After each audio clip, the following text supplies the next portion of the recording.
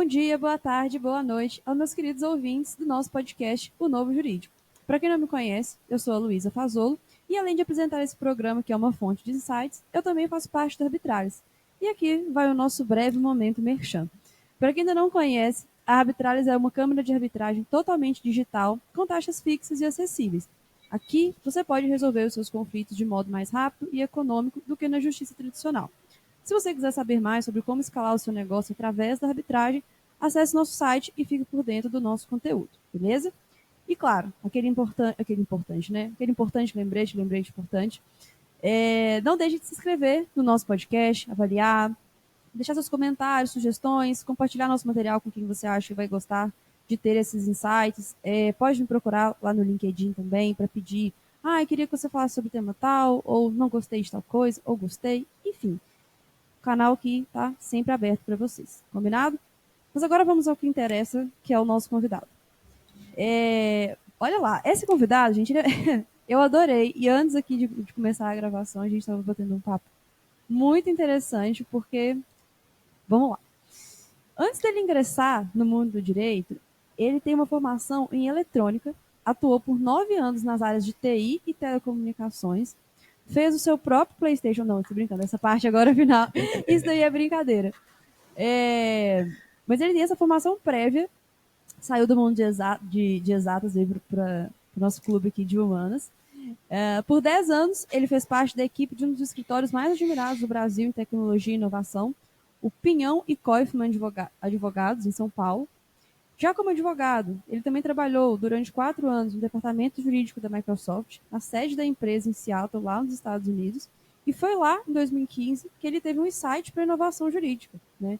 Nos anos de 2018 e 2022, ele foi para o Vale do Silício, onde aprendeu tudo sobre legal design na Universidade de Stanford, e nessa área que ele se tornou autor de diversos artigos e livros. Inclusive, até lançou um sobre isso na Espanha, lá em 2022. Falando convidada de peso, galera. Atualmente, ele é sócio fundador da Law House, uma empresa de consultoria em inovação jurídica com atuação nacional e internacional, além de ter fundado a Escola Brasileira de Legal Design, onde ensina diversas técnicas que aprendeu ao longo de todos esses anos. A gente vai falar mais sobre isso durante o papo. Enfim, currículo gigantesco, vamos ao que interessa. Seja muito bem-vindo, Mauro Martins Júnior.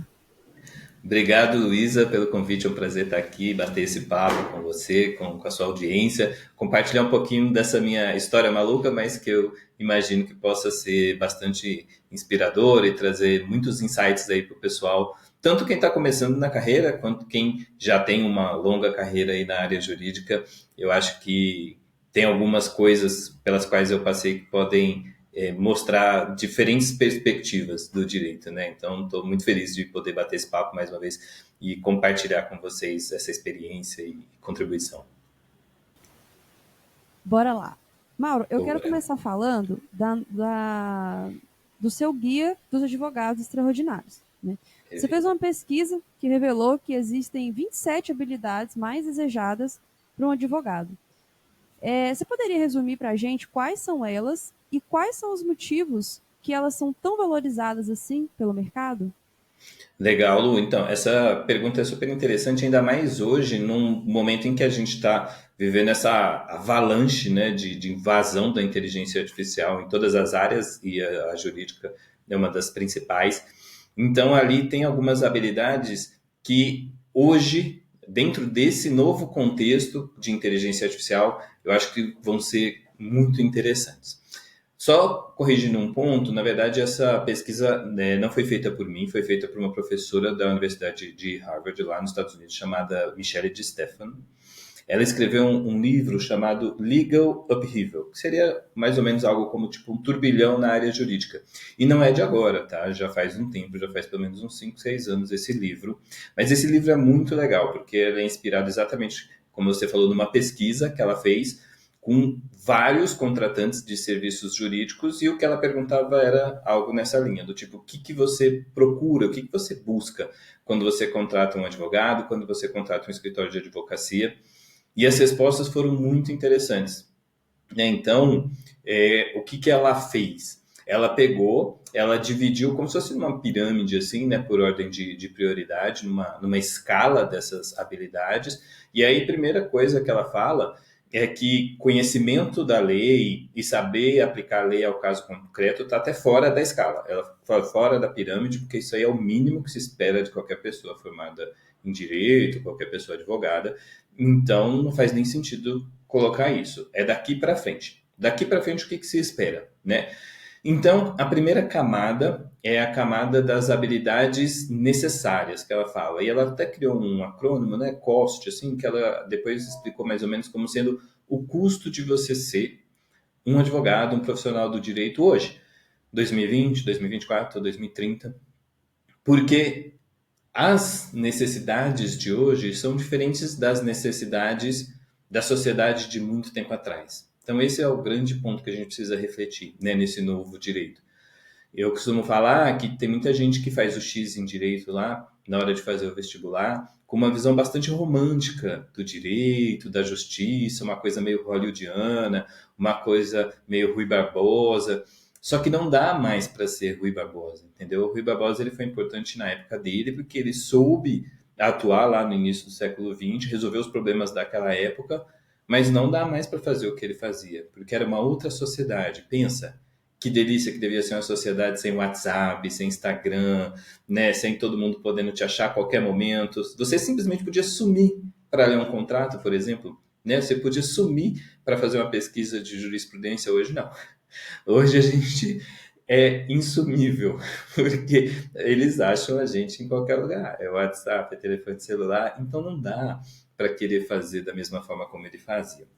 E aí, nesse cost, ela coloca algumas habilidades que a gente costuma classificar como hard skills, né? Habilidades mais técnicas. Então, é você entender de tecnologia. Pô, não dá mais para ser advogado sem saber mexer no computador direito, né? Então, é uma habilidade normal, tem que ter. E agora, a próxima é uma nova tecnologia que é a inteligência artificial. Vai precisar aprender a mexer, assim como a gente precisa aprender a mexer no computador. Gestão de projetos, né? Então, saber organizar as coisas, algo que tenha começo, meio e fim, né? Dividir as etapas, ter ali uma cadência, saber controlar os prazos direitinho, é uma habilidade que precisa desenvolver. Comunicação em geral, né? Então, todas essas habilidades são cada vez mais necessárias hoje em dia. Então, ela coloca essa como habilidades necessárias. Depois, ela sobe para um próximo nível, que são as habilidades desejadas. Aí ela até fala, essa é a que separa os profissionais que vão ser substituídos pela tecnologia, pelo computador, pela inteligência artificial, daqueles que não vão ser. Por quê? Nessa segunda camada são habilidades mais soft skills, habilidades mais comportamentais. Então, empatia, né? Você conseguir entender qual que é o ponto do outro, o que passa na cabeça da outra pessoa para você tentar encontrar ali uma solução para aquele conflito. Uma habilidade que eu acho muito interessante, que eu gosto de comentar, que é a competência cultural que ela fala. Então, depois quando a gente for falar, né, sobre minha carreira e por onde eu passei, eu acabei desenvolvendo essa competência e eu acho super legal. O que que é a competência cultural? É a capacidade de você compreender as questões culturais do ambiente onde você está. Então, por exemplo, quando eu trabalhei na Microsoft, eu aprendi várias coisas com os americanos que são diferentes do que a gente faz aqui no Brasil. Então, por exemplo, questão da pontualidade. Lá, a gente tinha até uma brincadeira que quem entrasse atrasado na reunião tinha um cofrezinho que a gente tinha que colocar, tipo uma multazinha, que no fim do mês era para pagar a cerveja do happy hour, mas era tipo uma punição, era de brincadeira, mas era com fundo de verdade. Sabe aquela brincadeira com fundo de verdade? Porque eles não aceitam atrasar. Tanto no início quanto no final. No final, eu lembro, era impressionante, assim. No Brasil, às vezes, a gente tem aquele negócio, né? A reunião era até 3h30, é 4 horas da tarde, as pessoas continuam como se fosse normal. Lá, a reunião é até 3h30, faltando 5 minutos, eles começam. Então, pessoal, próximos passos, quem vai fazer o quê? Eles já começam a te dizer, ó, tá acabando, tá? É muito impressionante. Aí eu trabalhei também na Samsung e na LG por um tempo, que são empresas coreanas. É outra coisa, né? Tem uma questão cultural forte também. Então, isso, talvez, há 100 anos atrás, não fosse algo tão necessário, porque a gente não tinha essa exposição a outras culturas como a gente tem hoje nesse mundo globalizado que a gente vive. Então, hoje, como a gente vive num mundo globalizado, é muito mais fácil de você acabar tendo contato com pessoas de outras culturas do que era antigamente. Então, essa é uma nova habilidade que precisa ser desenvolvida, competência cultural. Então, muito interessante, né? Assim, ela vai classificando as competências. E, por último, ela coloca três grandes competências que são aquelas que realmente encantam os clientes, que é a capacidade de inovar, o foco no cliente e o foco no serviço, né? Então ela fala, se você conseguir chegar nessas habilidades, né, de você conseguir pensar diferente, conseguir encontrar soluções inovadoras para os problemas jurídicos que são apresentados a você, se você conseguir fazer isso tendo um foco no teu cliente, ou seja, entendendo quem ele é, por que, que ele está sofrendo aquele problema, quais são as melhores soluções do ponto de vista dele, não do seu ponto de vista, e conseguir fazer isso, e aí entra o foco no serviço, né? Com uma experiência extraordinária, né? Então, uma experiência interessante durante toda a prestação de serviço jurídico, então aí de fato, você consegue encantar os seus clientes. Então, a professora Michelle de Stefano fez essa pesquisa e colocou desse jeito que eu acho super didático, e é por aí que vão essas habilidades, que eu traduzi, porque o livro dela não tem em português, e disponibilizo gratuitamente nesse guia que você falou aí, para ajudar o pessoal aqui a conhecer essas habilidades. Eu acho muito legal essa questão de trazer essas habilidades, principalmente essas três finais da inovação, porque assim, é difícil, colocando com base na minha formação em direito, que assim, eu formei tem 2 anos, então assim, não é muito tempo, imagino eu, de ter tido uma grande diferença dentro das faculdades, mas não é uma coisa assim que você trabalha muito dentro da faculdade de direito como um todo. Claro, você vai ter a faculdade A ou a B que vai talvez trazer isso mais forte agora, com certeza, mas eu estou falando aqui no geral mesmo, do público, que né, dos formandos em direito. O que é focado na faculdade é aprenda a, a parte do direito material e aprenda o processo. Não te ensinam Sim. nada sobre marketing jurídico. Não, vai ensinar ali, beleza, em feiras de conhecimento, um seminário temático. Estamos falando de grade curricular. Você Uhum. não aprende marketing jurídico, você não explora inovação. Vamos pegar de exemplo o nosso Código Penal, que é lá da época do Getúlio Vargas. Você não aprende sobre gestão de escritório. Então, É. eu acho que é muito legal a gente ter esse debate para os estudantes de direito, principalmente, porque eu, quando saí da faculdade, eu saí totalmente perdida. Eu falei, meu Deus, espera aí. Então, não é só saber processar, e olha que eu nem gosto de processo, mas não é só saber processar e saber direito material, eu tenho que saber mais isso tudo, e eu tô aqui atrás, né, na corrida do mercado, e eu achei, só porque eu era boa aluna, acabou esse negócio de achar que, não, só porque você é uma boa aluna, você vai ter sucesso no mercado de trabalho. Querido, não vai. Não vai. Não vai. Então é muito legal isso ser falado, e eu espero muito que, eventualmente, nas faculdades seja mais apresentado para os alunos, e que a gente saia desse mundo muito tradicional do direito acadêmico ali, porque é muito difícil você sair para o mercado de trabalho preparado, porque você não Sim. aprende essas coisas. Trabalhar com empatia, trabalhar. Eu até vi recentemente um post que era assim, de como você gera valor para o seu cliente, né? E um era, sei lá, eu chego para você e falo, Mauro, meu pai faleceu, ele deixou uma casa e um carro. Aí você vira para mim, não, o processo de inventário vai ser tanto. Tá, agora eu vou no seu colega, no seu vizinho, ele me trata com uma empatia, ele me acolhe, ele fala, nossa, eu entendo, lamento pelo seu pai, tal, não sei o que, aconteceu isso comigo. O cara me trata tão bem que eu falo assim, ele tá até me cobrando a mais, só que ele me trata tão bem que eu vou fechar com ele, eu vou fechar com o Mauro. Exato. Então, essas habilidades, elas são muito, muito, muito incríveis. E você disponibiliza isso através de quê? De e-book, no seu perfil do Um LinkedIn? Como é e-book. que é? Um e-book no meu site lá, só thelegaldesigner.com.br. Tem uma parte lá com vários cursos e e-books, ele tá lá gratuito, só baixar. Pessoal, olha só, hein? Dica de milhões. Sabe aquele negócio que você queria ter muito e aí muito coleguinha tá cobrando? O Mauro tá lá disponibilizando de graça, de grátis, 0800, né? É isso aí. E eu até queria fazer um comentário em cima disso que você falou, porque eu tenho uma visão que pode ser que ajude o pessoal nesse sentido, sabe? Compartilhar com vocês. Duas, na verdade, né? Que levam a gente a esse cenário que você comentou. A primeira, é difícil esperar que as faculdades de direito mudem.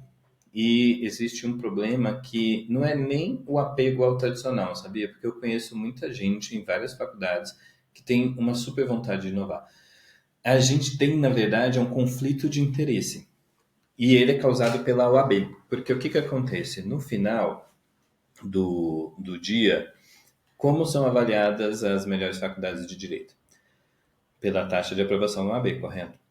Então, por que que a faculdade vai investir e distrair o aluno ensinando coisas que não caem na OAB, correndo o risco de eventualmente, nossa, mas ela prepara melhor o aluno para a vida real, para a profissão. Sim, prepara, mas se isso no final resultar num índice menor de aprovados na OAB, não interessa para a faculdade. Então, ela restringe ao que cai na OAB, que é para aumentar as chances de êxito do número de aprovados no AB, e isso conta para a faculdade, porque no final as pessoas analisam isso para fazer inscrição, mais alunos, mais dinheiro, a faculdade sobrevive, é assim que funciona.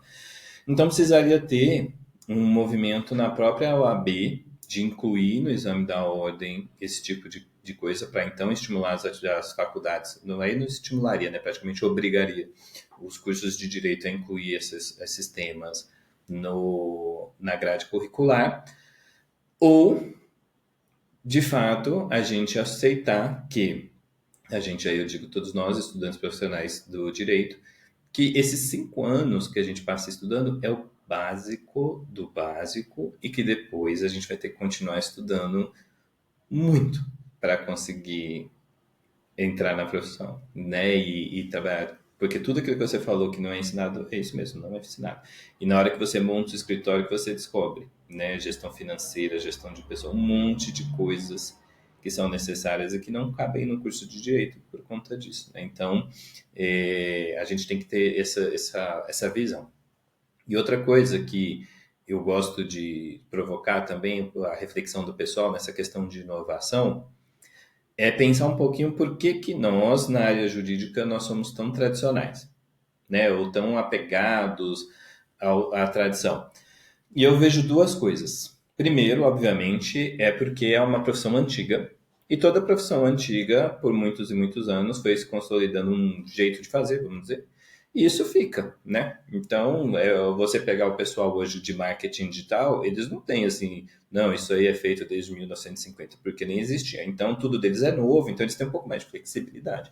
Agora, profissões, direito, medicina, que estão há 200 anos aí, já tem algumas coisas consolidadas, mas eu vejo que no nosso caso, diferente de outras áreas, por exemplo, como a medicina também, né, acho que não foi uma boa comparação, mas eu vejo que o pessoal da medicina tem um pouco mais de abertura para o novo, porque no final eles estão sempre querendo achar um jeito melhor de salvar a vida do paciente. Então, se aparecer, eles topam. Eles não ficam assim, ai, será? Não. Ah, a ultrassonografia surgiu.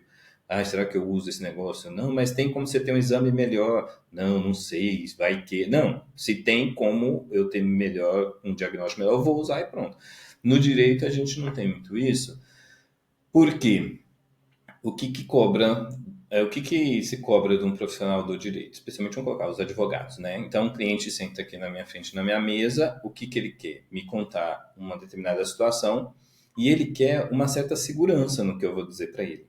E aonde que a gente encontra essa segurança? No passado. É sempre olhando para trás. Então, a lei nunca foi escrita no futuro. A lei é um texto que foi escrito lá atrás. A jurisprudência são decisões que foram tomadas lá atrás. A doutrina é alguém que lê um livro lá atrás. Então, a gente começa sempre a olhar para trás para falar assim, nossa, como que eu vou dar a orientação jurídica adequada? Você nunca olha para frente, ou dificilmente você olha para frente. É sempre buscando uma segurança atrás. Então, a gente é treinado a buscar segurança no passado. E isso que na área jurídica acho que dificulta um pouco, em certos momentos a pessoa fala, tudo bem, tem a lei, tem a jurisprudência, tem a doutrina, mas nessa situação aqui eu vou tentar fazer diferente.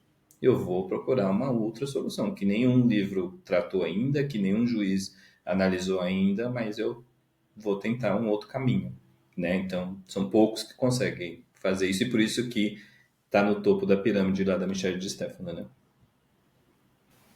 É, assim, sem querer criar polêmica, mas você acha que essa ideia que você trouxe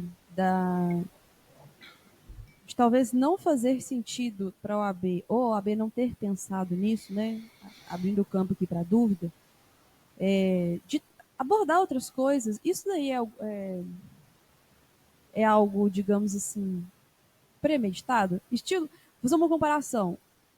Obsolescência programada? Alguma coisa nessa linha? Ou é só tipo, não, nem É, pensei, nem. Oh, é, acho que é esse segundo caso aí, sabe? Acho que lá, é tipo assim, já tem sido feito há tanto tempo, né?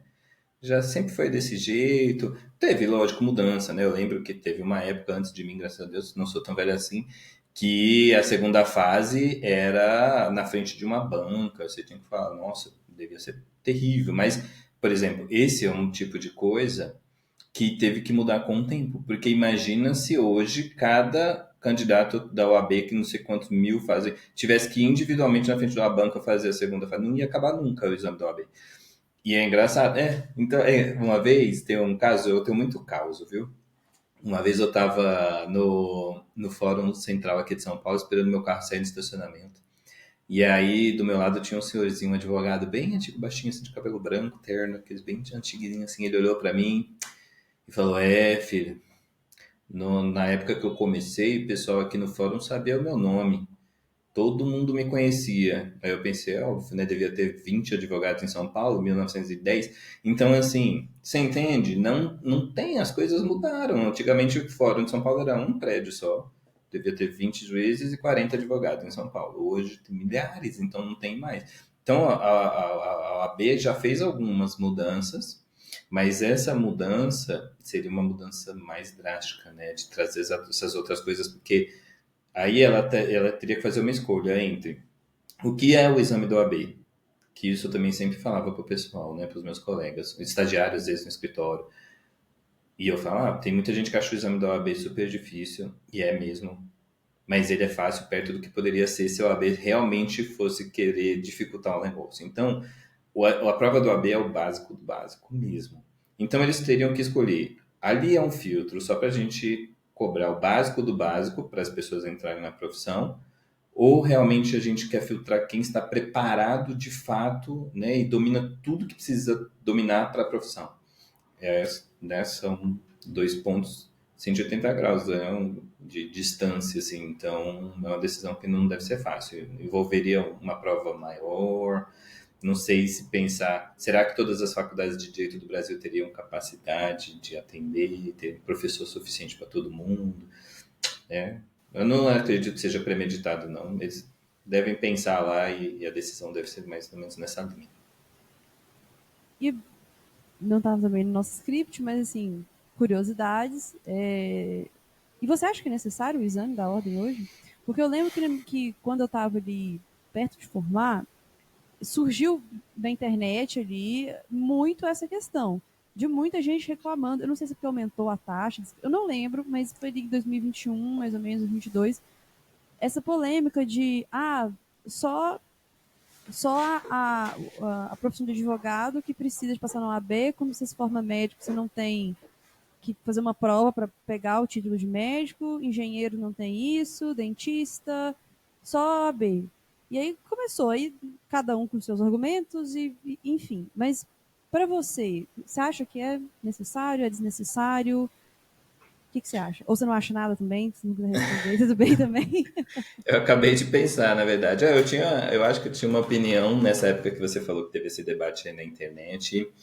E a gente vai evoluindo, né? Assim, as ideias. E você acabou de mencionar uma coisa que eu acho que faz todo sentido. Então, assim, por exemplo, por que para médicos, que às vezes faz uma cirurgia de troca o teu coração, não precisa de uma prova, e para a gente fazer um pedaço de papel pedindo indenização de R$ 1.000 porque o chuveiro quebrou, precisa de uma prova.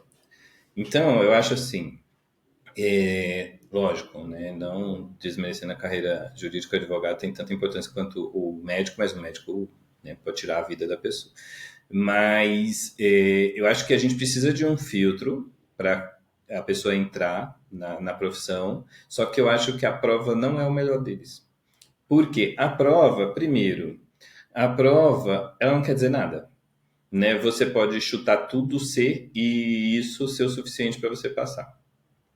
Você pode, e isso aconteceu de fato, a gente tinha um grupo, quando eu prestei a minha prova do AB, nós éramos 4 amigos, 4 colegas estudantes, e a gente fazia tudo junto, estudava junto tal, e eram os 4 CDF da turma, da sala. Se tivesse 4 fileiras, eram as 4 primeiras, era a gente, os nerds da sala. E tinha uma colega minha, muito, muito, muito, muito inteligente. E ela, no caminho para o exame da OAB aqui em São Paulo, ela estava tão nervosa, tão tensa com esse negócio de tudo ou nada, se eu não passar de primeira, minha vida acabou. Ela bateu o carro, entendeu? E aí ela chegou super nervosa, chorando, a gente conversou com ela, pô, e é engraçado que eu falo com ela até hoje, né? A gente é amigo. E ela fala, pô, Mauro, se não fosse você, eu não teria passado, porque você conseguiu me acalmar lá no dia, né? Eu fiquei conversando com ela e tal. E ela, por sorte, né? Várias coisas ela conseguiu passar, mas poderia não ter passado. Significa que ela não estava pronta para ser uma advogada? Não. Mas ela estava tão nervosa no dia. Eu vi muito estagiário do escritório onde eu trabalhava não passando mais por conta do nervoso do que pela competência técnica, conhecimento jurídico. Então a prova é um tudo ou nada que não prova nada no final. Poderia ser parecido com a medicina, aquele lance de residente, né? Então você ter que de verdade passar um período dentro de um escritório de advocacia, dentro de um departamento jurídico de uma empresa, e aí após esse período você estaria habilitado para obter a sua carteira da ordem e ser reconhecido como profissional habilitado para trabalhar. Acho muito melhor do que uma prova tudo ou nada, tipo uma cobrança de pênalti dessa que é a prova do AB. Acho que eu mesmo, assim, eu lembro, mesmo sendo nerd, mesmo estudando bastante, adorava. Eu trabalhava, né, como você falou, na época eu trabalhava em telecom, eu era técnico dentro de uma central telefônica, aonde eu não precisava fazer nada, a não ser que desse problema e nunca dava problema. Então, eu estudava o dia inteiro. Eu só estudava. Eu estudei muito, muito, muito. Mas é óbvio que quando a gente vai fazer a prova do AB, você se prepara. E eu me preparei. Então, eu estudei técnicas de, por exemplo, pô, como que você faz quando você fica na dúvida entre duas, como que...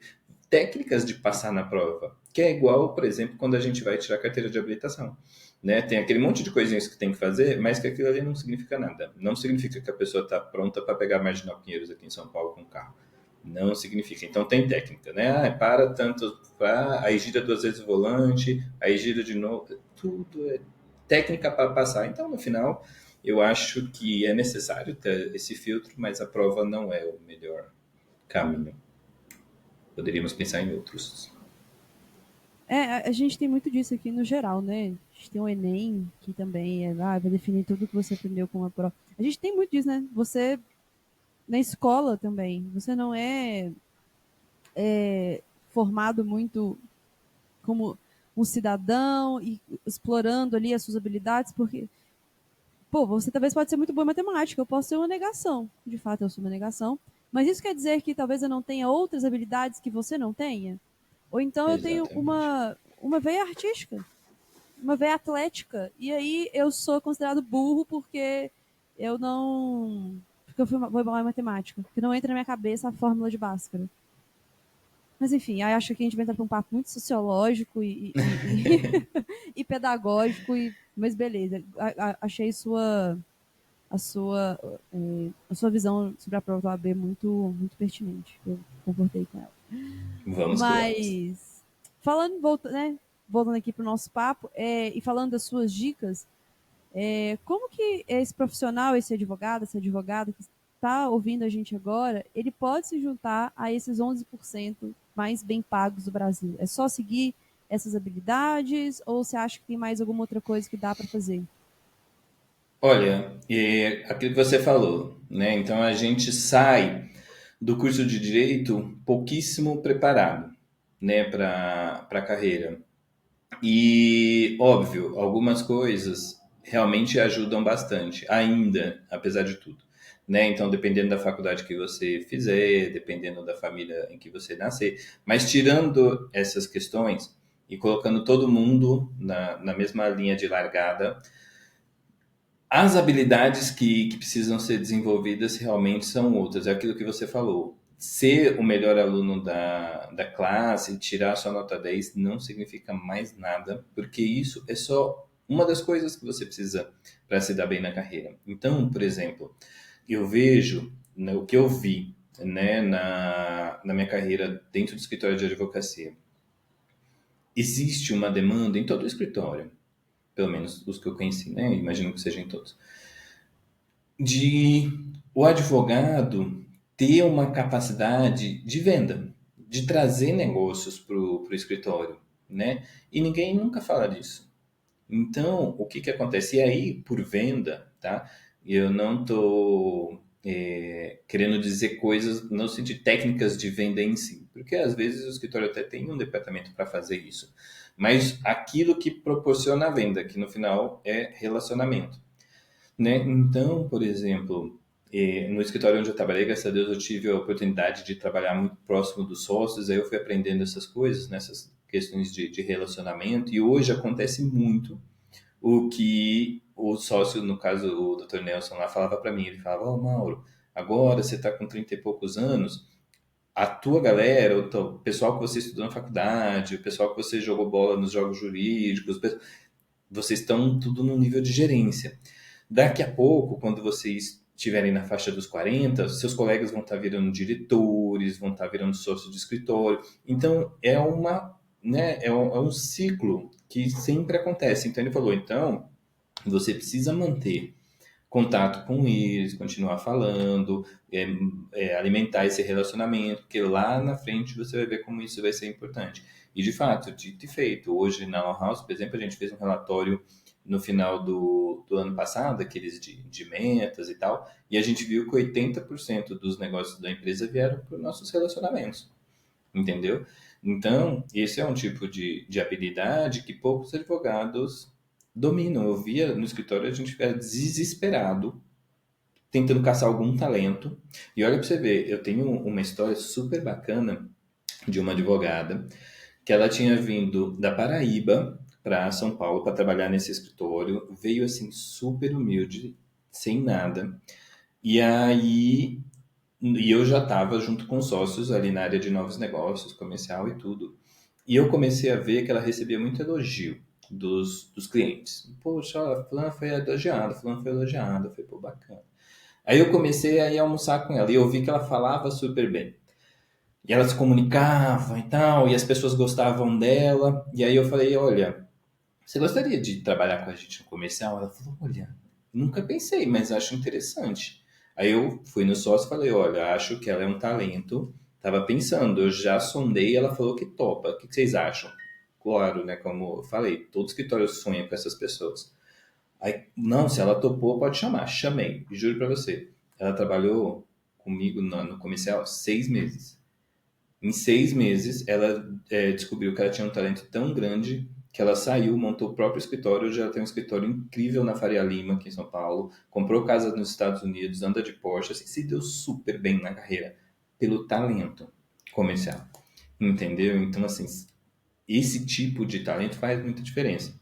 E aí entra, por exemplo, uma outra habilidade que a gente já comentou lá da Michelle de Stephanie, que ela também tinha, que é essa habilidade de comunicação. Então, às vezes precisava da entrevista, ela levantava a mão e ia. Precisava fazer palestra, ela ia. Ela é super posicionada nas redes sociais. Acho que a última vez que eu vi ela tinha tipo 150 mil seguidores. Faz diferença, entendeu? Então, não é só saber direito. Ela era incrível, advogada trabalhista, incrível, sabia muito. Mas tinham outras pessoas que sabiam tanto quanto ela no escritório.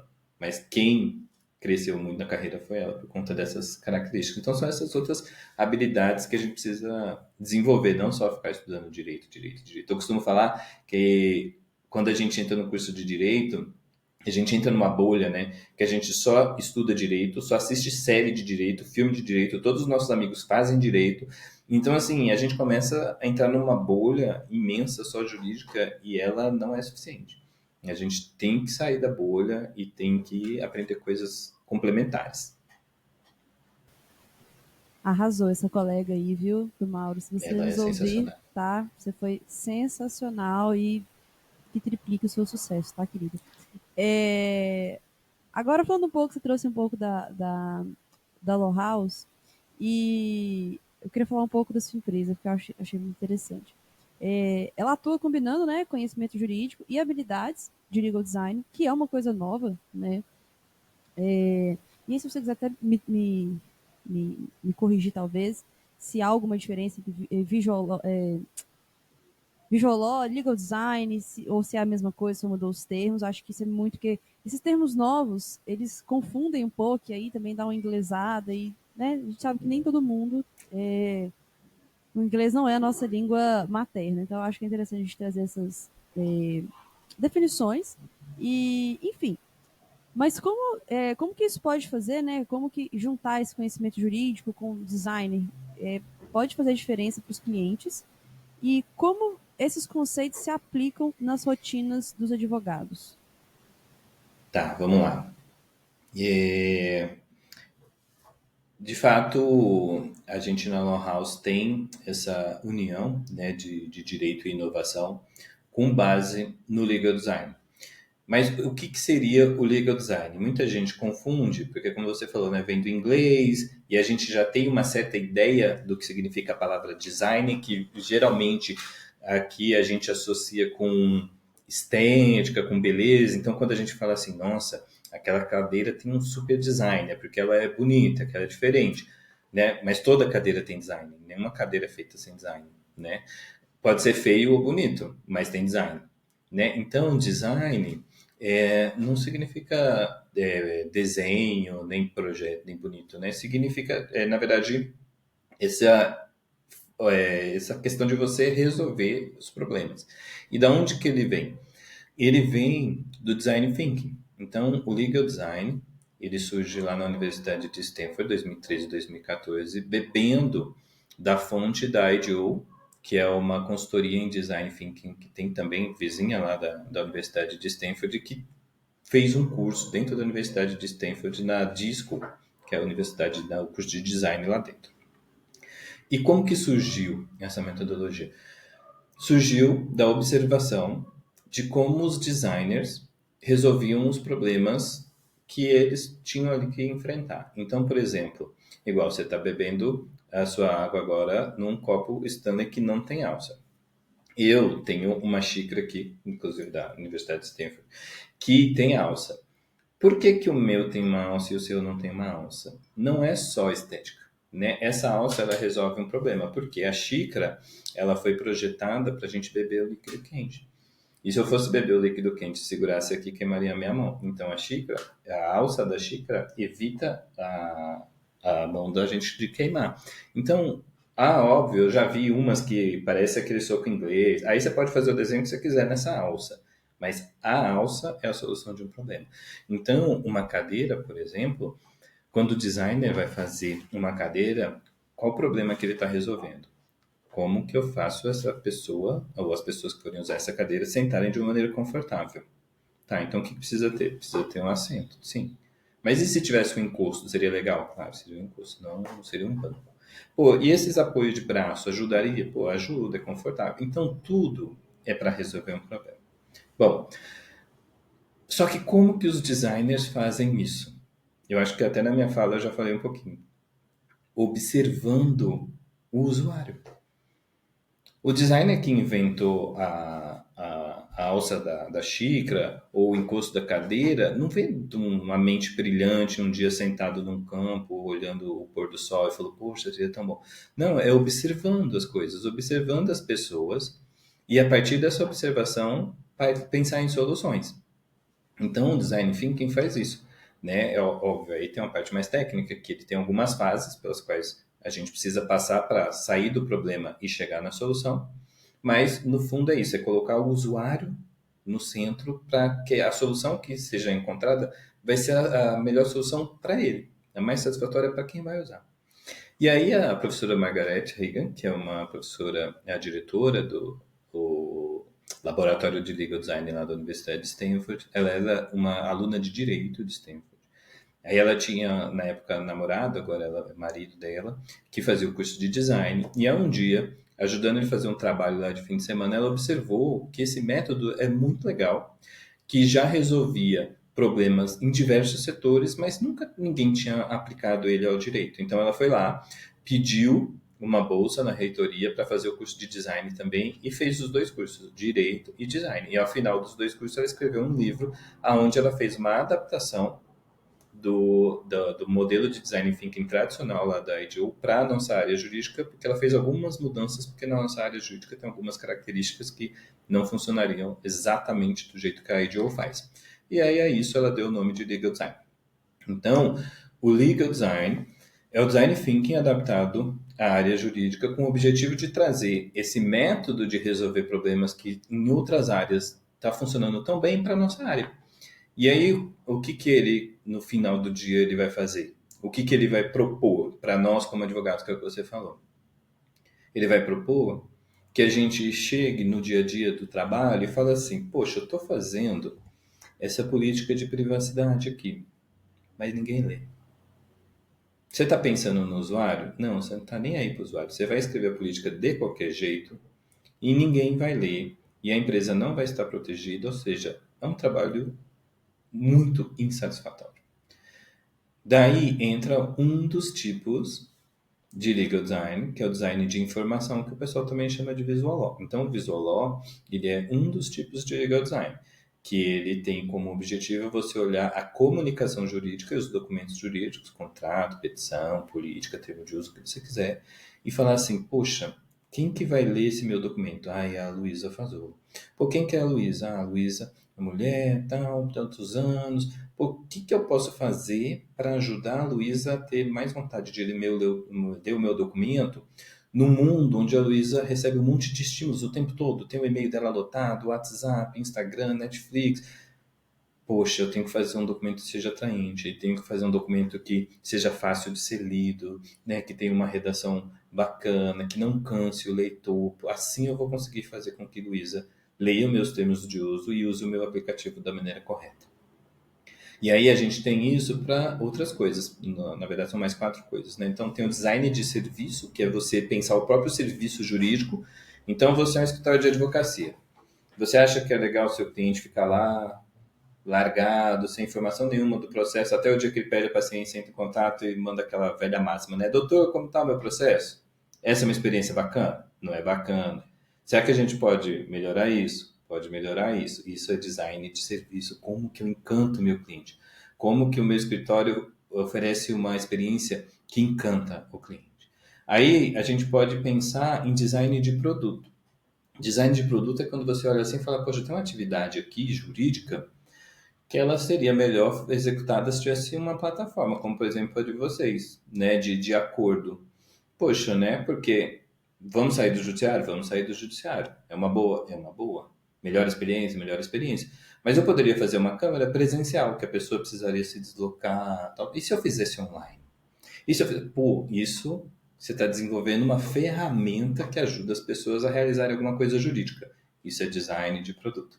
E aí depois a gente tem o design de organização, que é o próprio escritório em si, ou departamento jurídico, que entra todas aquelas questões de gestão que a gente comentou.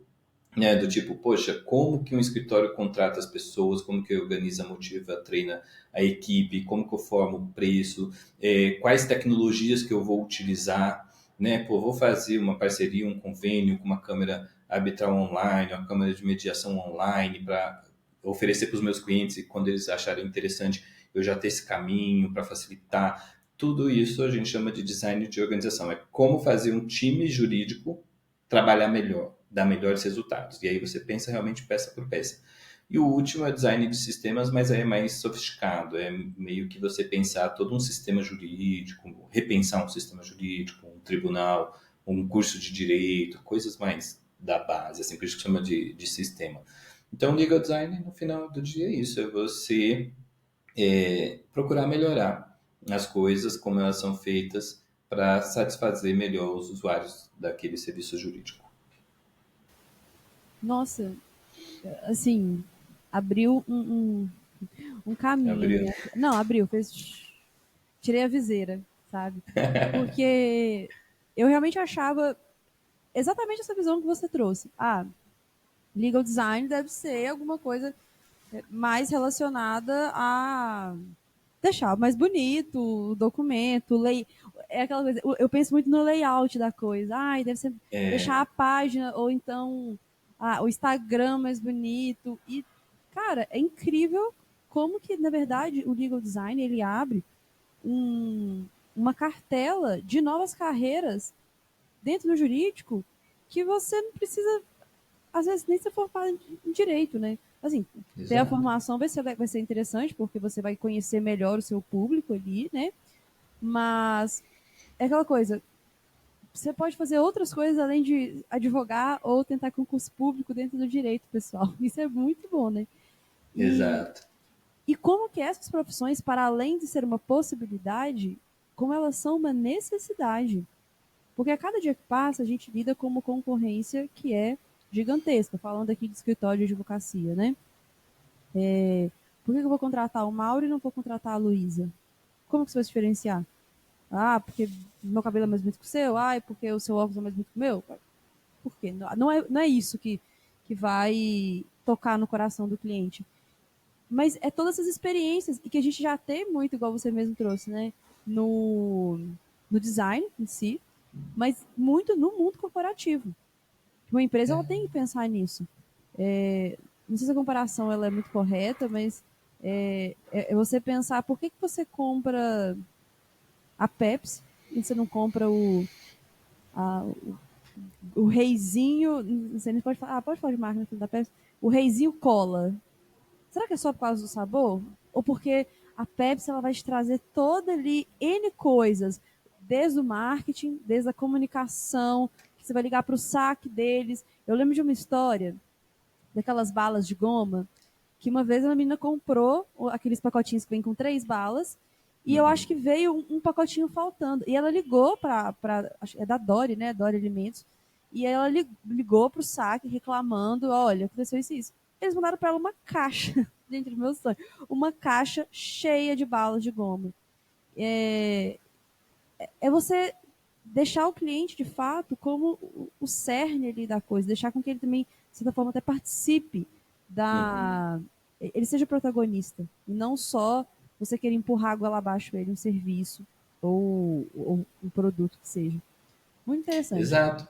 Não, sua comparação é exatamente isso. E vem daquilo que eu falei. No passado, existia o que a gente chama de uma assincronia de conhecimento, né, uma assimetria de conhecimento, que era o seguinte: o Rui Barbosa ele tinha feito faculdade de direito, ele sabia direito e todas as outras pessoas não sabiam e não tinham como saber. Então você podia pisar na cabeça do cliente que ele não tinha o que fazer, ele dependia muito de você. Mas os tempos mudaram, mais uma vez. Então, hoje, a informação está na internet para qualquer pessoa pesquisar. Hoje, a quantidade de profissionais do direito é muito maior do que era antigamente. Então, por isso que vem a necessidade dessa mudança de comportamento, desse novo direito. Por quê? Porque a gente precisa se adaptar à sociedade atual, não dá para ficar nessa bolha. Né? Então, a gente vê um movimento até dentro dos departamentos jurídicos de empresas que antigamente tinha aquela foto clássica, né, do tipo que eles chamavam de aquário, né, então uma sala fechada, só o jurídico e tal. Hoje, na Microsoft, por exemplo, era o Open Space, a gente sentava no meio dos vendedores, no meio de todo mundo, para integrar, entendeu? Você não é mais aquele pedestal, nossa, tem que marcar uma hora com a secretária para falar, não. A gente era super acessível, assim como qualquer outra pessoa, porque, né, hoje a gente precisa se colocar como um resolvedor de problema, né? Então, eu sempre falo isso no curso de design de organização, eu falo para os alunos, eu falo, ó, toda organização resolve um problema, todo time de uma organização resolve um problema e todo indivíduo dentro de um time resolve um problema. Então, você pode pegar qualquer exemplo que você for que pegar, você vai dar o mesmo resultado. Então, um restaurante resolve um problema? Resolve. De como que você se alimenta como a pessoa se alimenta sem precisar fazer a própria comida. É o restaurante que resolve. Os times, então, vamos supor, tem um time lá da cozinha. O que esse time resolve? O problema é de fazer a comida. Diferente do time da limpeza que resolve o problema de como manter o ambiente do restaurante limpo. Cada time resolve um problema. E cada indivíduo dentro de cada time resolve um problema. Então, tem a pessoa que frita a batata, tem a pessoa que faz a poda do jardim do restaurante. Cada um resolve um problema. No jurídico, a gente não tinha essa visão. E a gente precisa passar a ter. Então, a partir do momento em que um escritório de advocacia é formado, então eu acabei de me formar, vou montar o meu escritório de advocacia, sozinho ou com alguns colegas. O que você vai fazer? Qual o problema que você resolve? Não, eu vou resolver o problema das startups, porque elas não têm apoio jurídico e aí elas sofrem. Tá, beleza. Então você resolveu esse problema que você escolheu resolver. Perfeito. Agora, no seu time, o que cada um vai fazer? Porque alguém tem que cuidar das finanças do escritório, alguém tem que fazer o marketing, alguém tem que fazer o comercial, alguém tem que ser o técnico jurídico, tal, tal, tal. E cada um que vai fazer. E aí, a partir desse momento, começar a fazer uma pergunta que a gente não fazia é como que eu posso fazer isso de uma maneira excelente? Como eu posso fazer diferente? Que é o que você falou da concorrência, né? Como eu posso fazer diferente? Como eu posso satisfazer melhor as necessidades do meu cliente? Como eu posso encantar o meu cliente? Porque, mais uma vez, como a Michelle de Stefano falou, só conhecer o direito e só saber aplicar, porque o CDC, artigo 6º, isso aí qualquer um sabe. Qualquer um, isso aí não é difícil. Mas eu fiz uma pós em direito do consumidor. Interessa. Não, não sabe menos do que o necessário para se destacar na O chat carreira. Então, GPT hoje faz isso, né? sabe mais que você. Então, né? Não é isso que vai causar a diferença. Realmente essa preocupação em falar, poxa, como que eu posso fazer melhor? Como que eu posso entregar melhor? Né? Como que eu posso... E se a gente for analisar, cada pedacinho do serviço jurídico, seja no escritório de advocacia ou no departamento jurídico de empresa, tem ineficiências. Tem um monte de coisa, gargalo, coisa que demora, coisa que poderia ser mais eficiente. Então é só você pegar essas pequenas coisas e fazer diferente. Todo escritório deixa o cliente esperando, nunca dá notícia. O meu vai ser diferente. O meu, eu vou fazer alguma coisa que eu vou fornecer periodicamente uma atualização para o meu cliente. Seja um aplicativo, seja um relatório que eu mando por e-mail a cada mês. Tem N formas de fazer, mas eu vou fazer diferente dos meus colegas que nunca dão, né, notícia para os clientes. Então é assim que a gente vai encantando, né, o cliente. Um exemplo que você trouxe, disso que você trouxe sobre a espera, né? Que a gente vive hoje num mundo de muito imediatismo. Mas principalmente quando a gente fala de um processo, que a gente sabe que, nossa, demora, mas quem tá por... A gente que tá ali entende mais ou menos o fluxo de como que funciona para um processo judicial, do momento que você protocola a ação até, nossa, até uma simples audiência ali de instrução, a gente sabe que demora. E por que demora? Só que o nosso cliente ele não vai saber disso. E ele não é obrigado a Exato. saber disso também. Mas aí, um exemplo de uma empresa que não é do jurídico, mas que, levando para o lado de compras de varejo, que faz isso e deixa você, cliente, muito mais tranquilo, é o Magazine Luiza. Se você, não sei se você já comprou, e aqui não é um merchan para Magalu, a não ser que a Luiza Trajano queira me patrocinar, tá? É... Hashtag Luísa patrocina a gente. Poxa, a gente é chará, não custava nada me patrocinar. Mas, cara, se você compra, eu não sei de outros grandes varejistas, eu sei que a Amazon é muito boa, mas o da Magalu me marcou muito, porque você compra e na hora você começa a receber mensagem no seu WhatsApp. Olha, seu pedido, a gente fez tal coisa, tá? Ó, seu pedido tá aqui. Olha, sua nota fiscal tá aqui. Olha, você não tem. É tão. Você fica até meio assim, tá bom, não precisa saber disso tudo. De tanta informação que ele te dá, que às vezes o negócio vai chegar em 2 dias, só que ele te deixa tão informado ali o tempo todo, tipo, olha, agora falta só mais um dia, tá? Porque seu pedido tá fazendo isso e isso, que você se sente assim, não, beleza. Aquela ansiedade que você fica de querer saber uma informação, ela some. E Exato. acho que cada vez mais os advogados pegar, né, mais uma vez, pegando dicas do que acontece no mundo corporativo e trazer para dentro dos escritórios, isso é importante, porque você vai encantar o cliente, assim. É o jeito Disney, né? Esse livro é muito bom, por sinal. Porque você encanta, e aí é aquela coisa. Uma vez que você encanta o cliente, ele vira um promotor da sua marca, do seu escritório, do seu serviço. Se você tem um promotor da sua marca, do seu escritório, do seu serviço, você já não precisa mais gastar tanto para adquirir aquele cliente. Porque ele vai fazer Exato. ele vai ser o seu cara, Seu marketing, vai né? ser um analista de marketing ali. Por quê? Porque ele vai indicar para você, na hora que ele estiver conversando lá, é pro primo dele, pro colega de trabalho dele. Às vezes ele vai te dar uma boa avaliação no Google ou ali no Reclame Aqui. Às vezes só dele não reclamar de você já é uma boa vantagem. Não é? Mas, e aí nessa linha toda que a gente está falando dessas, eu não sei se o marketing jurídico ele poderia entrar dentro do legal design. Agora, na minha visão, sim, mas você me fala, se eu estiver falando Ampliada. trem errado, você, né? Acho que agora falando trem aqui também entreguei muita coisa, né? Você falou que gosta de causa, também gosta de causa. Mas eu já tinha agarrado no assunto no início, já porque eu já tinha percebido o sotaque. Né? Mas o marketing jurídico também entraria dentro do legal design. Se não, você me corrige, mas beleza. Poxa, tô aqui, sou advogado ou então sou bacharel em direito, gostei de legal design. Quero aprender mais sobre isso e sobre os campos que tem para atuar dentro do legal design, como você trouxe. O legal design ele é como se fosse um livro e dentro dele tem vários capítulos que você pode atuar, né? Isso. Como que eu faço? Para onde que eu vou? Onde que eu começo? Me fala. Legal. Então vamos lá.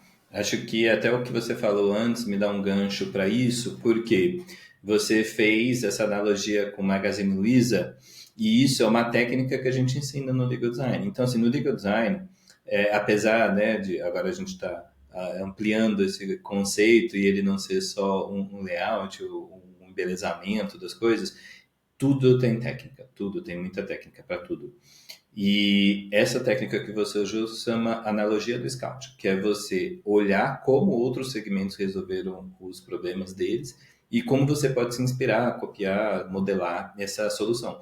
E eu dou exatamente esse exemplo, eu não uso Magazine Luiza numa das aulas, eu uso talvez a Amazon, Mercado Livre, algum outro, porque essa é uma solução do varejo online. Porque o que acontece? No início da internet, existia um problema. Qual que era o problema? A gente comprava as coisas e não recebia. Então, era um monte de golpe, todo mundo tinha uma baita desconfiança. E se hoje a gente consegue comprar e o e-commerce cresceu como cresceu, foi porque eles conseguiram resolver esse problema. E como que eles conseguiram resolver esse problema? O pessoal da logística criou aquela linha do tempo que fala, ó, compra feita, produto sendo despachado no porto, no avião, no correio, indo para sua casa, saiu para entrega, foi entregue. E eu uso exatamente essa analogia para falar para os alunos por que a gente não pode fazer a mesma coisa na área jurídica. Porque para nós é fácil a gente entender uma sequência que inclui petição inicial, contestação, audiência, embargos de declaração, apelação, recurso. Mas o cliente não sabe disso. E aí, igual eu tenho um cliente que eu mando toda segunda-feira para ele o andamento do processo, porque é um dinheiro que a mãe dele está esperando, quase R$ 900.000, vai mudar a vida da família. Eles estão desesperados, então ele fica, Mauro mudou, Mauro mudou, Mauro mudou, Mauro mudou. E aí eu crio um processo. Toda segunda-feira eu entro, vejo lá, tiro um print da tela, mando para ele, não mudou ainda. Mas ele sabe o que vai acontecer nos próximos passos. Então, por exemplo, óbvio, quem tem mais dinheiro, quem tem mais condição, pode criar até um aplicativo, onde o cliente entra e aí você tem toda a linha do processo lá, igual do Magazine Luiza seria, né, do tipo, do despacho aduaneiro, para entrega, todos os pontos, você poderia ter petição inicial até o trânsito em julgado e mostrar o seu processo está aqui, ó, na fase 4, na fase 5. Mas se você não tiver dinheiro para fazer um aplicativo, você pode fazer isso com visual lá. Você pode criar um documento, eu tenho uma sócia minha, Luciana, fazia exatamente isso. Ela tinha um documento que ela mandava para todos os clientes no início do processo, falando, olha, um processo judicial tem essas fases. E aí eu vou te atualizando conforme o seu processo for andando. E aí toda vez que mudava, ela mudava lá na linha do tempo a coisa e mandava para o cliente, falava, o seu processo está na fase 3 de 7. Então é óbvio que não vai acabar semana que vem. Então você já faz um alinhamento ali da expectativa da pessoa, né? Reduz a ansiedade e tudo. Então, por que eu digo isso, dessa técnica? Porque, como você falou, o legal design tem várias frentes, você pode trabalhar em uma delas, cada uma delas individualmente, porque cada uma é praticamente uma profissão. Você pode fazer todas, mais ou menos como eu fazia, mas não recomendo, porque é muita coisa. Mas por quê? Porque cada um tem muitas técnicas. Então, por exemplo, lá na Escola Brasileira de Legal Design, eu tenho quase 200 aulas de 1, 2 horas cada uma, é muito conteúdo. Por quê? Porque eu sei que, por exemplo, para você desenvolver um aplicativo, não é assim, do dia para a noite. Tem um custo elevadíssimo, você tem que fazer um MVP, você tem que prototipar, você tem que testar, tem todo um ciclo de validação da ideia que, às vezes, num termo de uso não precisa. Então, num termo de uso, que é um pedaço de papel, um PDF, um Word, um documento, você consegue ir mais rápido, são técnicas X, Y, Z. Não, vou desenvolver um aplicativo, uma plataforma, aí é outro caminho, porque é muito mais dinheiro envolvido, uma complexidade muito maior. Então, praticamente cada uma delas é uma profissão. E aí, o que a pessoa pode fazer, né? Dependendo se ela já se identificar previamente com uma delas, ela busca uma especialização nisso. Se não, tem muito aluno meu que faz isso. Eles entram na comunidade, eu falo para eles, ó, assiste as primeiras aulas de cada módulo, porque cada módulo, lógico, vai ter aqui a introdução ao visual. Tá ali você já começa a sentir. Aquele que você gostar mais, você aprofunda, não tem uma trilha obrigatória, assim. A pessoa pode escolher a trilha que ela quiser, mas é bem assim, e é muito diferente cada uma delas, né? Então, o pessoal de design de produto vai trabalhar em startup, o pessoal de visual law vai trabalhar com documentos, pode trabalhar tanto para escritório quanto para empresas. O design de organização vai mais para uma linha de consultoria para departamentos jurídicos e escritórios de advocacia, que anda muito junto com uma área que está super em alta hoje, que é de legal ops, né? Então, cada um precisa saber ali do que gosta, né? Então, assim, entra no site, né, da Escola Brasileira de Legal Design para saber mais informações. Eu, inclusive, Isso fiquei aí. super interessada, porque, nossa, é uma frente muito ampla que dá para atuar com muita, muita, muita coisa legal. Bom, Sim. agora caminhando aqui para o nosso fim real oficial, eu tenho mais uma perguntinha para fazer para você e no final eu faço um pedido. Eu vou ser bacana, então, para não te pegar de 100% de surpresa, Tá, vou ter um tempinho para pensar. você vai ter um tempinho para pensar. Qual é a música? Não, tô brincando. Eu quero te pedir para você, já de uma vez, você pensar num livro para você indicar para a gente. Um, Tá dois, bom. 3 livros, ou um filme, ou uma série, pode indicar aí, mas algo que você acha que é legal de compartilhar com o público. Pode ser de direito, de legal design, pode ser de algum hobby Perfeito. seu também, mas que você acha que é legal compartilhar com os nossos ouvintes. E claro, comigo, né? Então, para aqui, né, fazer nossa pergunta final, Mauro, o que é, outra pergunta complicada, o que é verdade e o que é mito no discurso sobre o impacto que a inteligência artificial vai ter nos empregos das áreas jurídicas?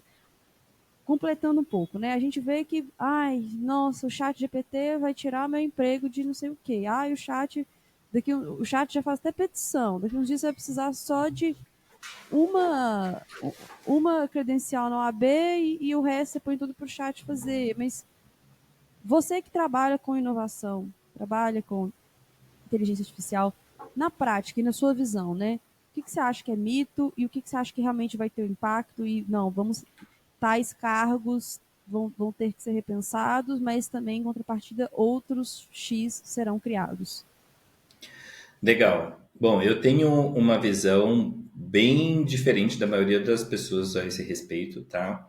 E vou passar e vou justificar, explicar o porquê, tá? Porque assim, eu costumo falar que sempre quando a gente analisa um discurso ou opinião de alguém, a gente precisa considerar em qual cadeira essa pessoa está sentada. Muitas vezes, dependendo da cadeira que a gente está sentado, a gente não pode falar realmente o que a gente pensa. Por exemplo, o presidente ou a presidente da OAB nunca vai poder chegar numa tribuna e falar: galera, gato subiu no telhado, procurem outra profissão, porque não vai dar mais para advogar. Ele não pode falar isso, né? Vai ser um caos. Eu não tenho nenhuma limitação a esse respeito. Eu posso realmente dar a minha opinião, então por isso que eu sou livre para dar e falo mesmo o que eu acho. Então, de tudo que eu tenho visto até agora, óbvio, é muito difícil prever o futuro, né? Porque se eu tivesse o futuro, eu vendia todas as minhas coisas, investia nele e ficaria bilionário. Mas, Você ia diante pegar o de número da Mega da Virada. não é, então não é difícil. Mas o que que a gente faz? A gente faz um trabalho de análise, né? E a partir de determinadas premissas, a gente tenta chegar numa conclusão que faz sentido. Então, o que que eu tenho visto por aí? Primeira coisa, alguns estudos muito sérios. Então, tem três estudos em especial que chamam muita atenção, que é um do JP Morgan, um da Universidade da Pensilvânia e um da Universidade de Harvard, colocando a área jurídica como uma das mais impactadas pela inteligência artificial generativa nos próximos anos.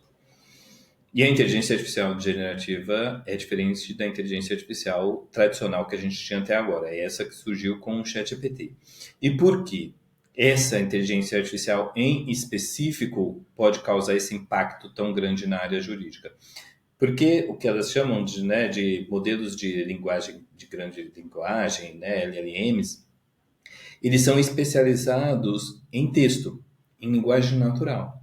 E se a gente for parar para pensar, qual que é o trabalho de um profissional do direito se não lidar com texto e linguagem natural? O que que a gente faz? Né? Alguém chega, conta um determinado caso, um conflito, que parece que tem uma questão jurídica ali, aí a gente vai ler a lei, que é texto.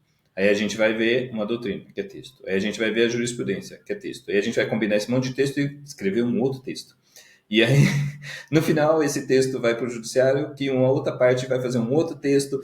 Então, esses estudos têm colocado que praticamente metade do que a gente faz hoje em dia, que é muito baseada em texto, vai ser feita pelo computador.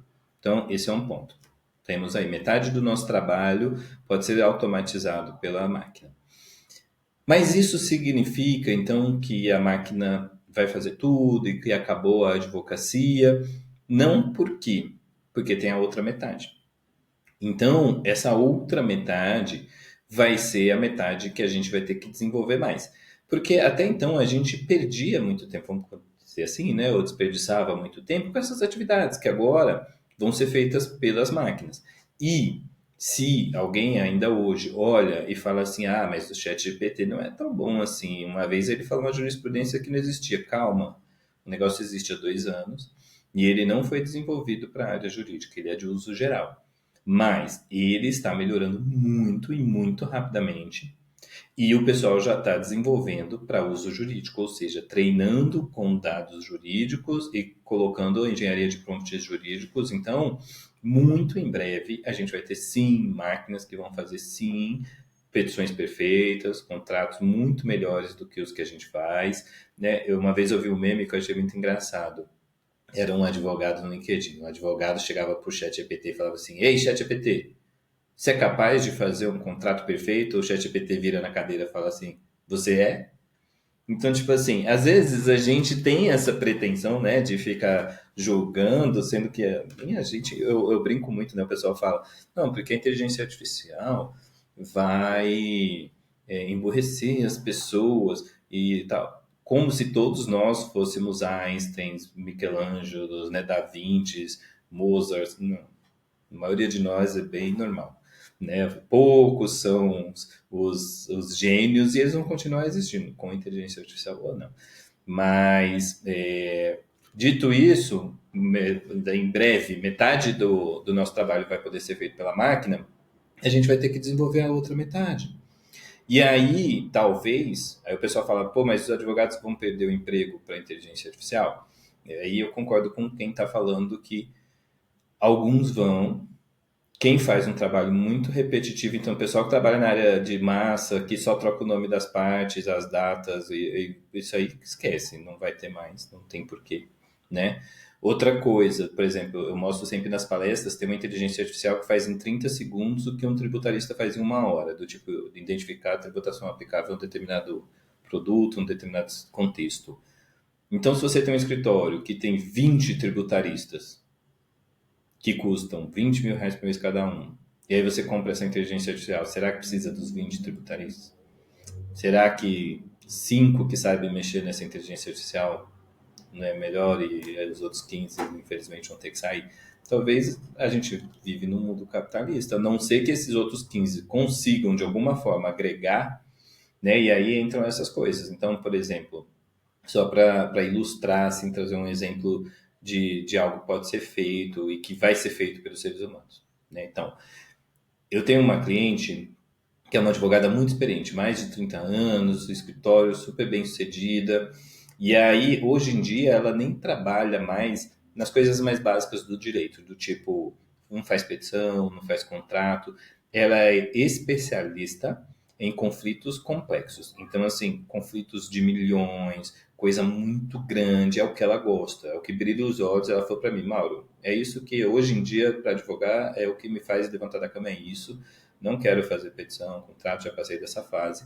Mas eu vi uma live sua, você falando de ChatGPT, então o ChatGPT não vai me ajudar, porque você falou que ele faz lá a petição, tal, não sei o quê.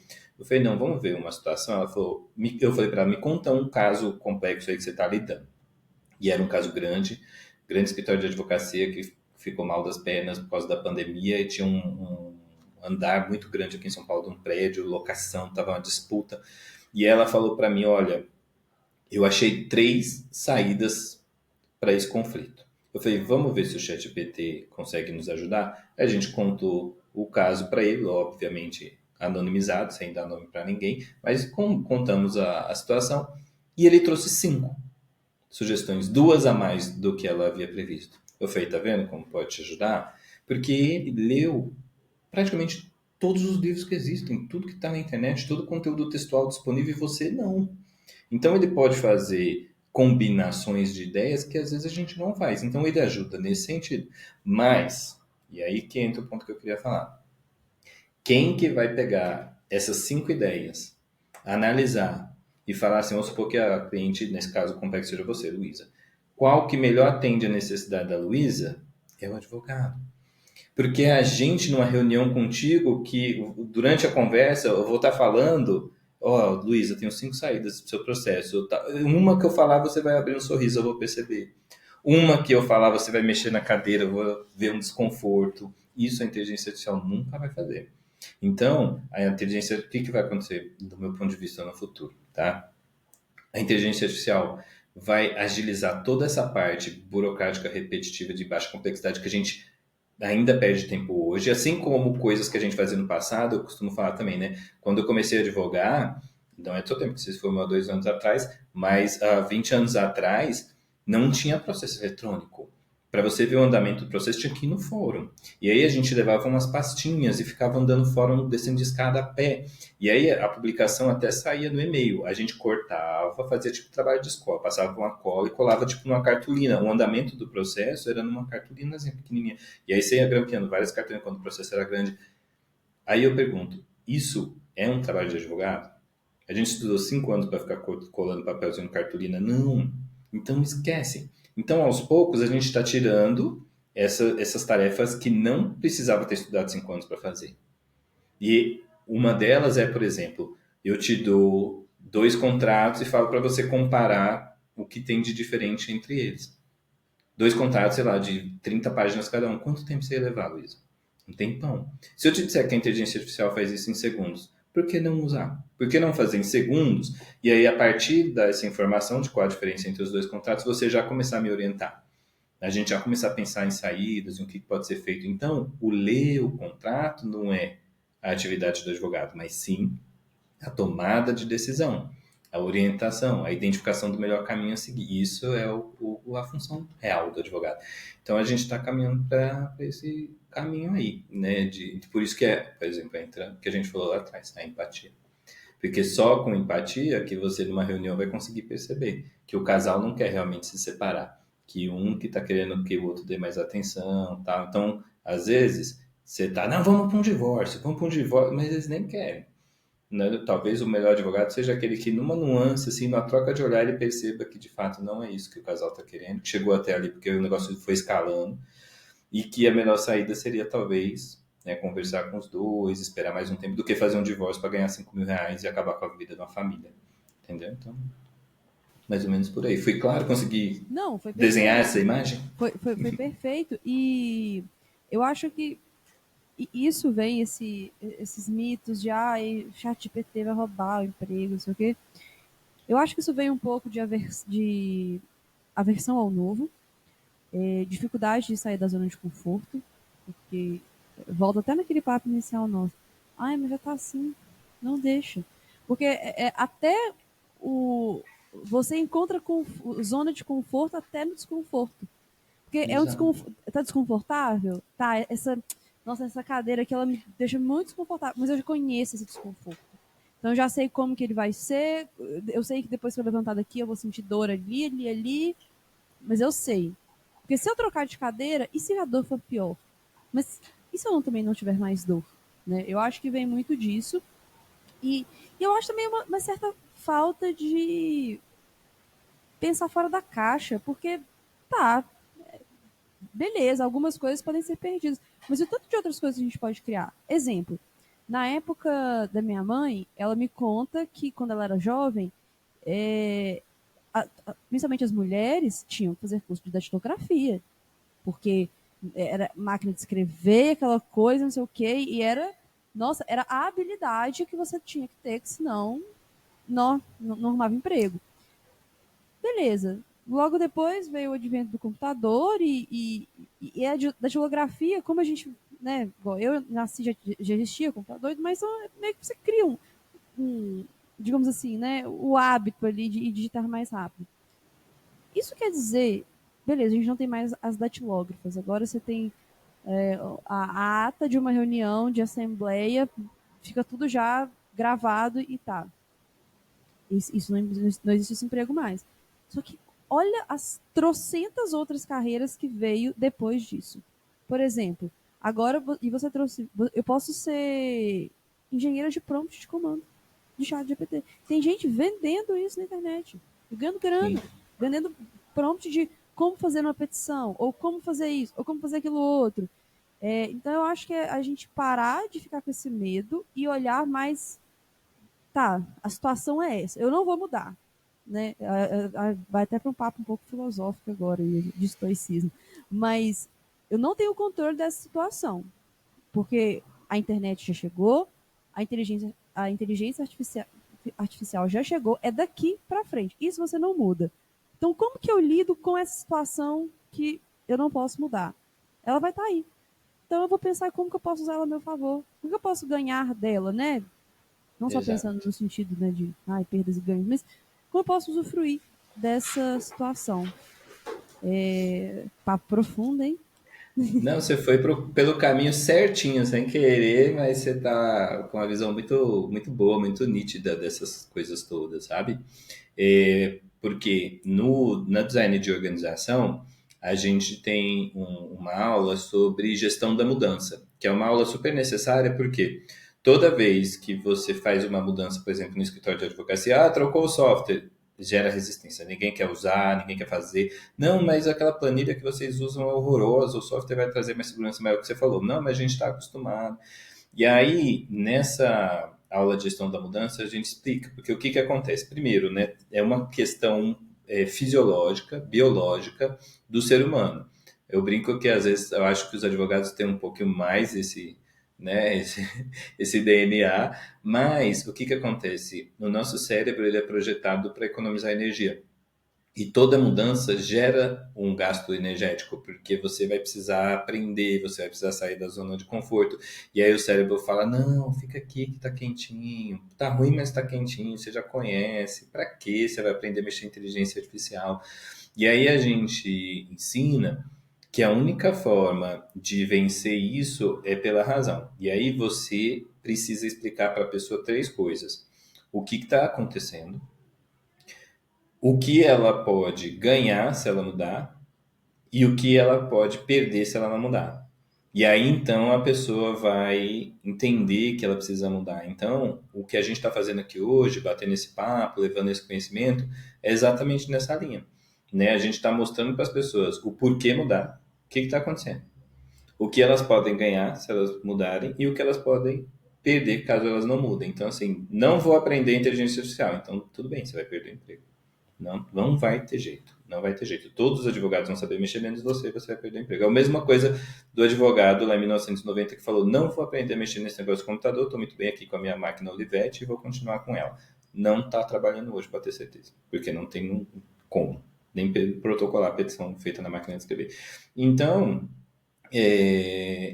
a gente, acho que nesse papo a gente conseguiu mostrar bem isso, né? E fazer aí esse trabalho de conscientização, que eu acho super importante cada vez mais, né? Tanto, e aí é o que eu falei no começo, tanto para os jovens, novas gerações, quem está chegando no mercado de trabalho agora, como quem já tem uma caminhada feita aí, não vai dar tempo de falar assim, ah, já estou com 50, isso aí não vai acontecer antes de eu me aposentar. Não, vai sim, vai ser muito rápido.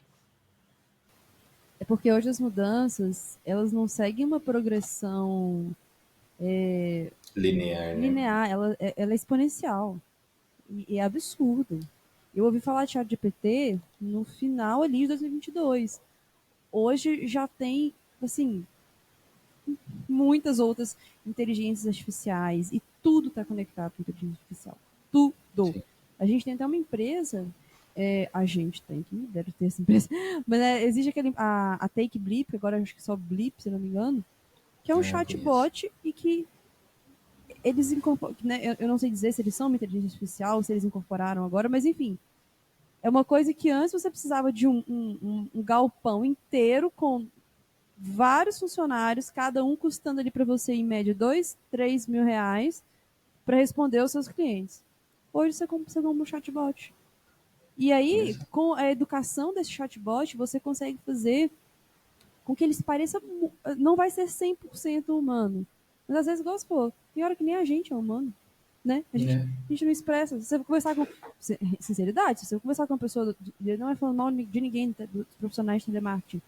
Mas é tão robótico que às vezes você conversar com um chatbot é mais caloroso do que conversar com uma pessoa que está ali. Verdade. Mas, enfim, chegamos agora no nosso fim, só que na parte que é muito divertida, que é a indicação do livro, filme, série. O que você tem pra gente hoje? Pode ser mais de um também, hein? Legal. Não, beleza. Eu fiquei preocupado, mas não fui pego de surpresa, não, porque tem dois que eu sempre costumo indicar. Um deles, já até pegar aqui para vocês verem, que que é tanto livro, mas eu gosto de mostrar. É o Design Thinking, do Tim Brown. Eu acho que deve ser esse aqui. Não. Não sei onde foi parar. Tanto livro, gente. Achei. Boa. Momentos de É tensão. só não cair da cadeira, né? Importante.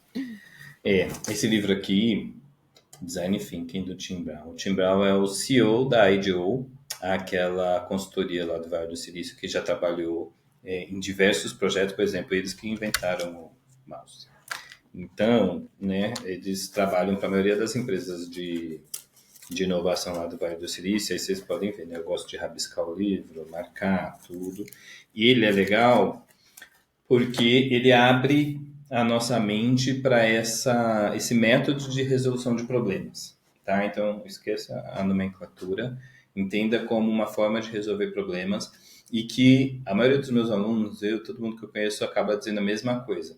É tão legal que você aplica na vida pessoal, sabe? É uma coisa que vira quase o seu DNA, um jeito de ser. Então, por exemplo, você está numa viagem e aí, sei lá, você não conseguiu chegar a tempo no hotel, deu no show, pô, tô com um problema, o que eu faço agora? Poxa, calma, respira, que existe um jeito mais eficiente de resolver esse problema do que os outros jeitos, que é do tipo pegar a primeira solução que der na sua cabeça, enlouquecer e surtar e travar. Não, tem um jeito. Tem um processinho que você consegue ir avaliando e falar, pô, tá, o que eu posso fazer? Essa solução, essa aqui é a melhor. Então você acaba desenvolvendo um jeito de resolver problemas muito legal. Temos ele em E português, né? tem ele é em português. Aqui é em português, ó, uma metodologia Show. português, tranquilo. E tem uma série na Netflix chamado Abstract. Abstract, tem um tipo, um subtítulo que eu não vou lembrar agora. The Art of Design. Abstract. Por que que ela é legal? Porque é uma série, são 2 temporadas, acho que 8 capítulos em cada temporada, e eles pegam em cada episódio um tipo de designer diferente e entrevista e conta história. E aí você começa a entender o que é design de verdade, que é aquilo que eu falei, que é resolução de problemas. Então tem vários legais. Então tem, por exemplo, a Paula Scher, que é uma design gráfica, que fez o logo do Public Theater de Nova York, que faz o Shakespeare no Parque lá, não sei o quê. Ela contando como que é a escolha das letras, como que ela faz, tudo. Aí tem um designer de carros, então acho que é um cara da Ford, que mostra como que se projeta um carro, tal, tal, tal. Aí tem uma designer de interiores da Inglaterra, que entra exatamente aquele exemplo que eu dei. Poxa, um cliente contrata ela para montar um consultório, um escritório, e ela precisa comprar cadeiras para esse escritório. Como que um designer escolhe as cadeiras? Ela pensa, quem que vai sentar naquela cadeira? Quanto tempo vai ficar sentado naquela cadeira? Qual que é a posição? O que que ela vai fazer naquela cadeira? Então, a gente começa a ver. Tem um que é muito legal, conecta tudo que a gente está falando, que é do designer do Instagram, que mostra como que o Instagram projeta essas interações, o Reels, os Stories, como que ele, no final do dia, né, faz a gente ficar viciado. E por quê? Ele pensa no usuário, né? Do tipo, será que o usuário vai querer fazer isso ou vai querer fazer aquilo? Aí eles mostram, eles fazem testes, pega 10 mil contas, testa, vê a reação das pessoas, se der certo, eles expandem para os outros perfis e tal. Então são muitos, muitos legais, assim, tem design de brinquedo, tem design, um monte de coisa. Não tem como não gostar, é muito legal. Ótimas dicas. Esse livro, eu já tinha ouvido falar dele, mas ele tem uma pesquisada aqui. Ele é muito bem avaliado. E eu acho que eu gosto muito de indicações que a gente também pode aplicar na vida. Porque, querendo ou não, nós não tem como a gente separar 100% quem nós somos da vida pessoal quanto da profissional. É apenas uma Exato. extensão. Então fica aí, tá, pessoal? A dica tanto do livro quanto da série aí do final de semana, que dá pra maratonar no final de semana, né? Ou ainda mais para chegar uma frente fria, é perfeita. Nossa, tomara, porque aqui na minha cidade, nossa, é só calor e queimada. Mas assim, meu É, fim de Deus. semana promete ser um fim de semana Netflix, então assistam lá, Abstract, dá pra. Os episódios são todos curtinhos e como é cada um tema, dá pra. É bem dinâmico, É, né? é dinâmico, cada hora é um assunto, é bem legal. Show. Mauro, eu amei esse papo, aprendi muito com você. Eu adoro fazer esse podcast, e principalmente quando o episódio é bacana, assim, igual esse foi esse com você, porque eu saio daqui mais rica. Eu saio daqui. Sabe aquela ideia de, seja melhor, faça 1% melhor todo dia, esse papo? Cara, de Uhum. fato, eu tô saindo desse episódio aqui 1% mais inteligente, com a cabeça muito mais aberta, assim, enxergando as coisas de uma outra forma. Então, te agradeço, assim, pessoalmente por isso, pelas indicações, pelo papo. Eu amei conversar com você. Eu já quero marcar a nossa parte 2, tá? A gente ficar aqui só batendo papo. Até te convido a vir aqui na minha cidade do Pão de Queijo, tá? Pra você vir, a gente toma um Bora. café, come um pão de queijo, doce de Amo, leite. amo Minas E. Gerais. Pois é. E obrigado mesmo. E vou deixar esse espaço final aqui para você agradecer nossos ouvintes também, que estão aqui sempre nos apoiando. E deixar esse espaço final para você se despedir e agradecer. E para o pessoal, até a próxima. Legal, Lu, muito obrigado. Também foi um prazer, adorei o papo. E, assim, gostei muito disso que você falou no final, porque no final eu só participo desse tipo de projeto, de iniciativa por conta disso, sabe? Causar algum tipo de transformação, alguma contribuição, né? Eu sei que eu já tive do outro lado do balcão, especialmente advogados, né, profissionais do direito. Eu sei que a gente tem uma vida totalmente sobrecarregada, muito trabalho, não sobra tempo para mais nada. E eu hoje, todo esse estado daqui, é onde eu consigo acompanhar, a minha vida é isso. Todos os dias eu estou acompanhando a inovação jurídica. Eu vou nos eventos, como eu falei para você, né? A gente já foi para Stanford, já foi para Londres, já foi para Nova York, tudo acompanhando o que está acontecendo no Brasil e no mundo de inovação jurídica.